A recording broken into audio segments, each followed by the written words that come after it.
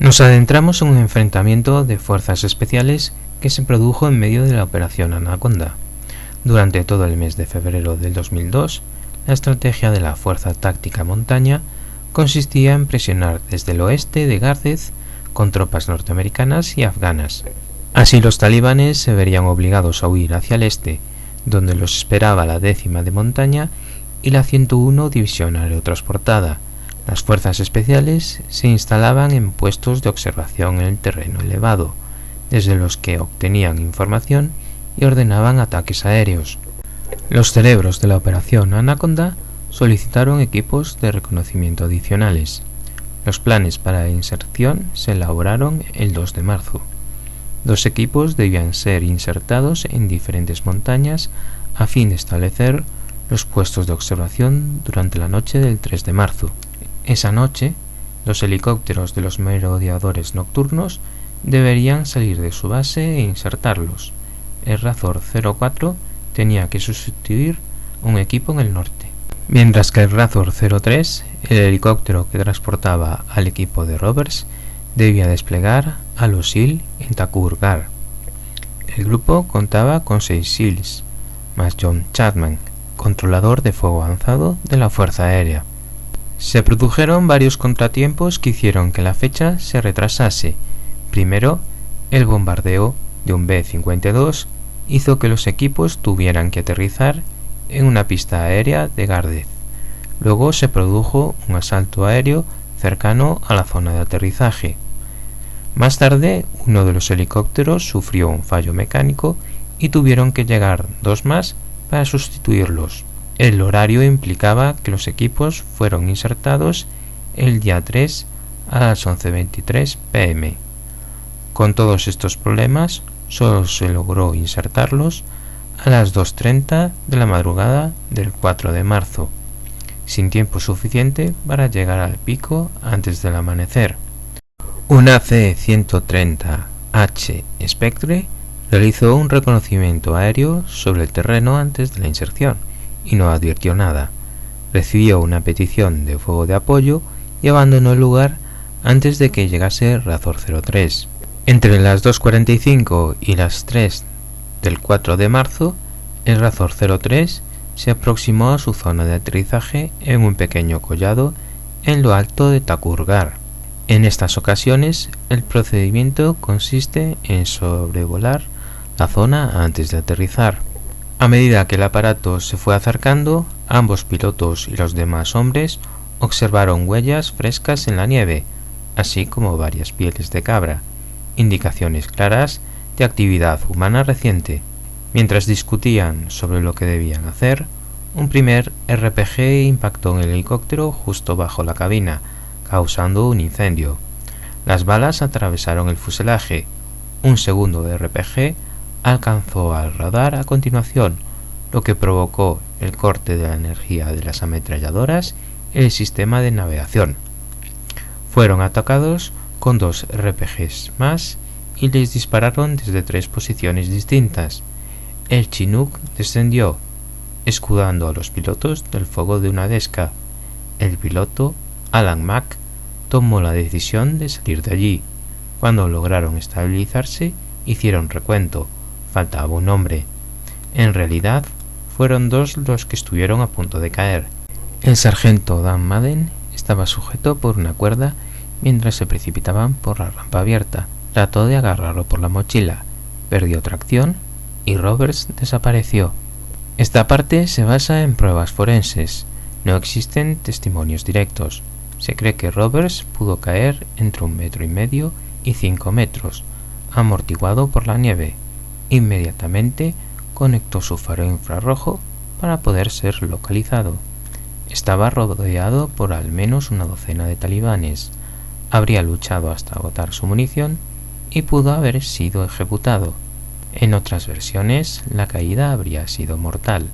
Razor 03 trató de dar la vuelta y recuperarlo, pero los daños eran tan graves que apenas podían maniobrar.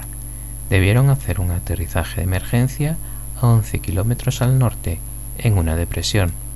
El Razor 04, después de insertar a su equipo, llegó al lugar del aterrizaje forzoso de Razor 03 y los recogió. Lo lógico hubiera sido que el Razor 04 se hubiera dirigido a Thakurgar, pero puso rumbo a Gardez.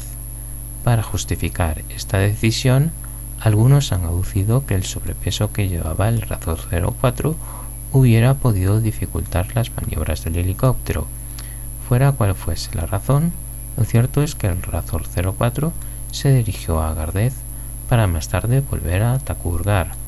En Thakurgar, los tripulantes del Razor 04 rechazaron la posibilidad de aterrizar al pie de la montaña. Su difícil ascenso les llevaría horas y acabaría con cualquier esperanza de encontrar con vida a su compañero.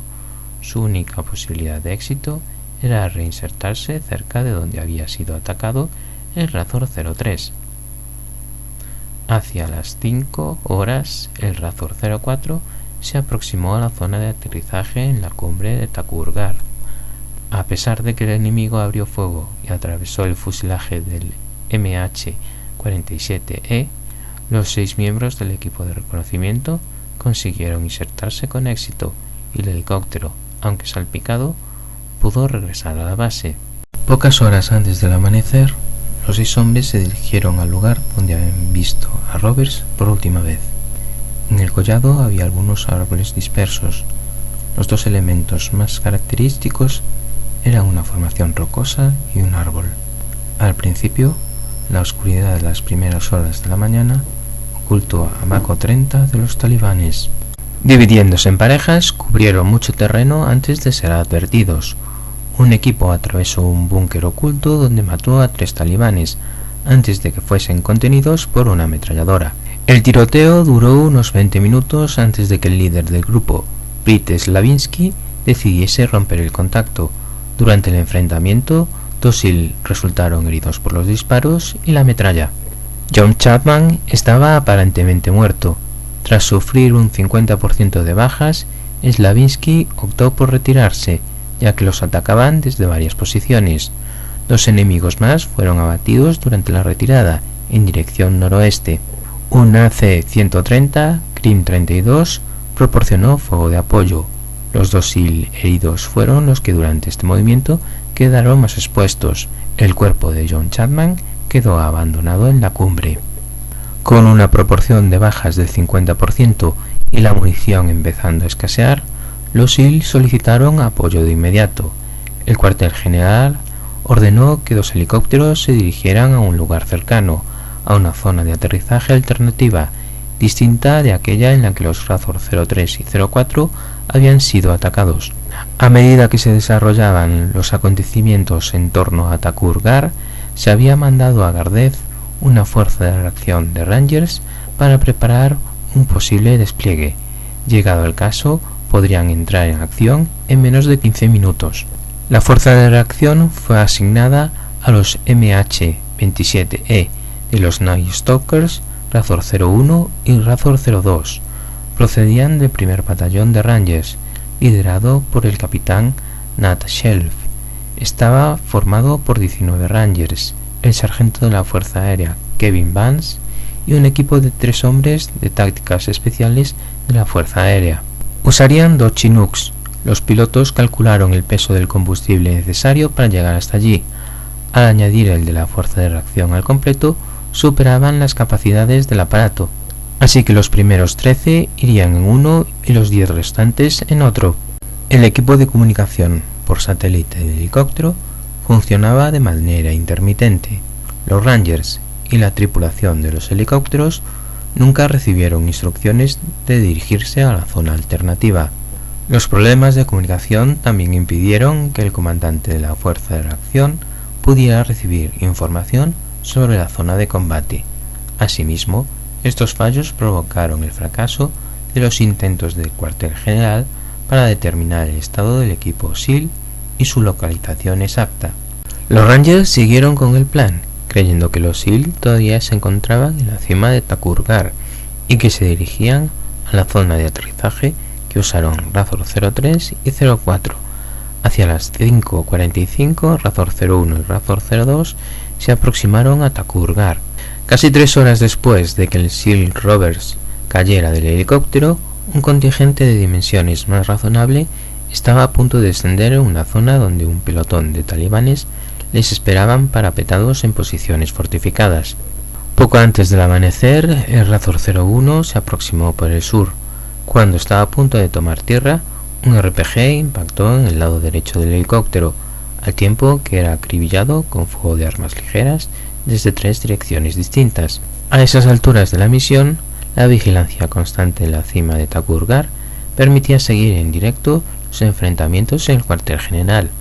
Las imágenes muestran con claridad el impacto de la granada y cómo el ataque obligó al piloto a realizar una maniobra evasiva.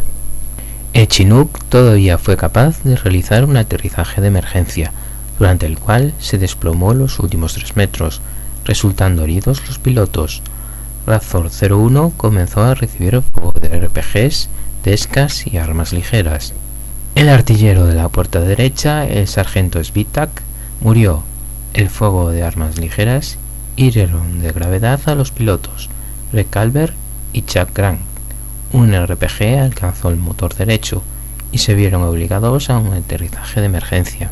Después del aterrizaje, la proa del helicóptero quedó apuntada hacia arriba, en dirección a los búnkeres enemigos, donde el sargento técnico Chapman había perdido la vida.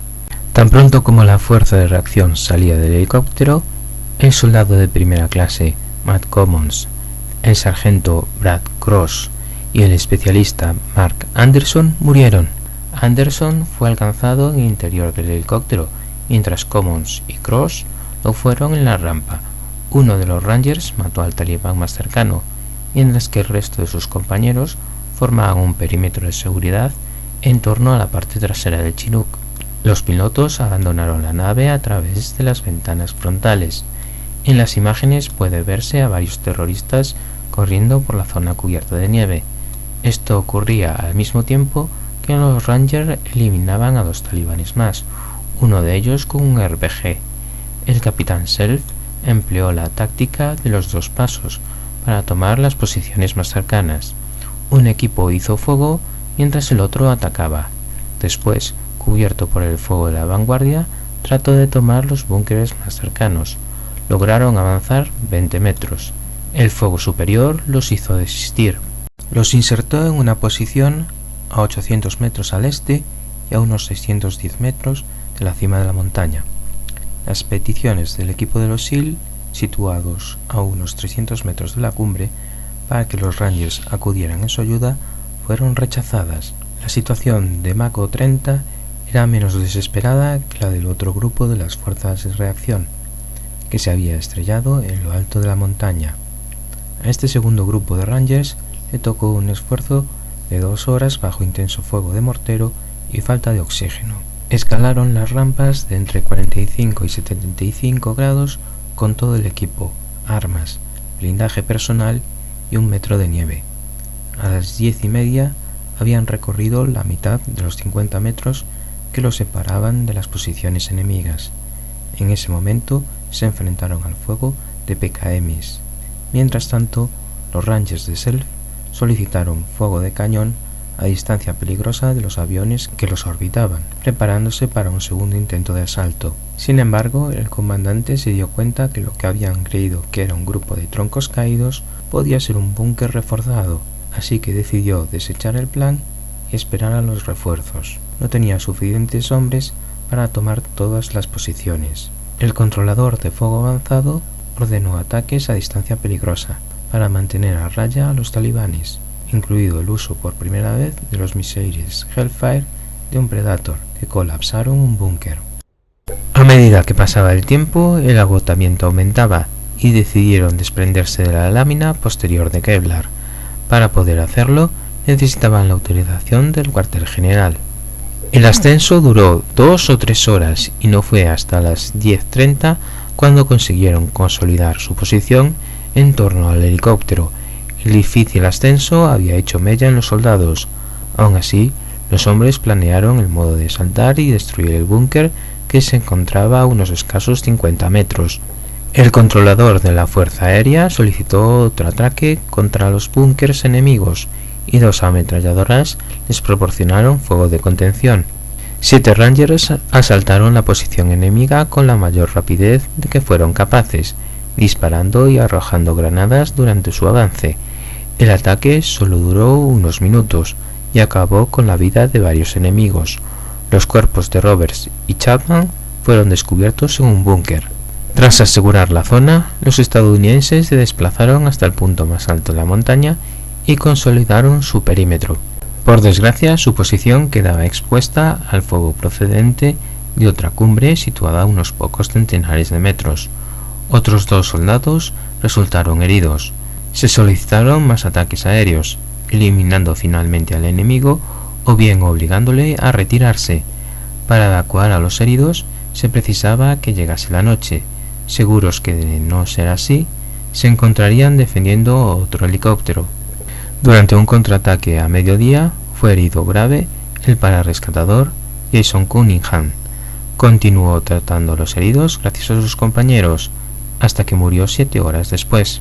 Mientras tanto, soldados del regimiento del SAS australiano, junto con el controlador aéreo de la Fuerza Aérea Jim Hotterling, se habían infiltrado cerca del primer aparato siniestrado. Formaba parte de una misión de reconocimiento a larga distancia. Permanecieron sin ser detectados en un puesto de observación durante el tiroteo.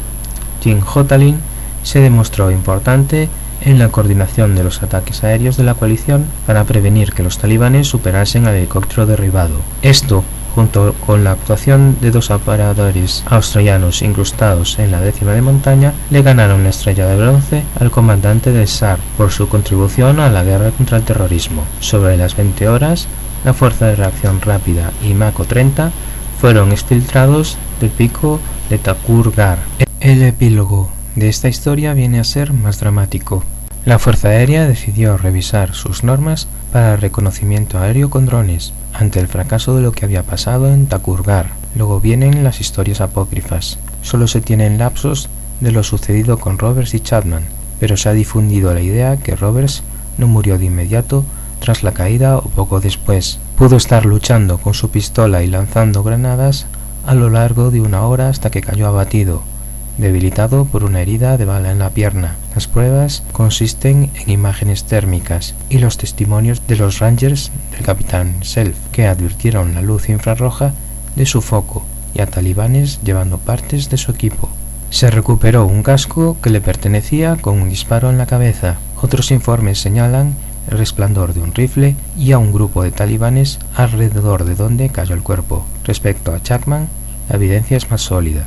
Las imágenes de un Predator muestran a un único hombre luchando en los búnkers hasta que es alcanzado por un RPG. Si este hombre fuese Chapman, murió a causa de una herida de bala cercana al corazón, 45 segundos antes que Razor 01 llegara a la cima de Thakur Ghar.